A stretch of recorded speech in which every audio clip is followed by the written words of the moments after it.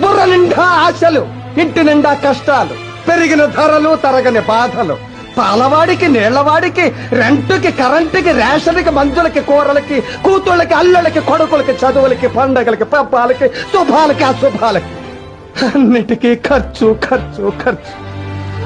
తెల్లవారితే సమస్య, నోరు విప్పితే డబ్బు, అడుగు వేస్తే అప్పు. అన్నిటికీ సాకు 1వ తారీఖు. అది సర్వరోగ నివారిణి. 1వ తారీఖు అని 30 రోజులు ఎదురు చూస్తాను సార్. చివరికి అది ఇలా వచ్చి అలా వెళ్ళిపోతుంది.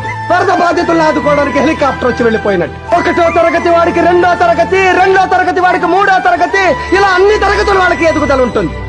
ఒక్క మధ్య తరగతి వాడికి మాత్రం ఎదుగుదల ఉండదు సార్.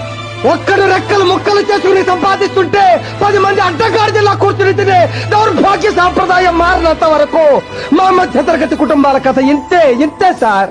బుర్ర నిండా ఆశలు, ఇంటి నిండా కష్టాలు,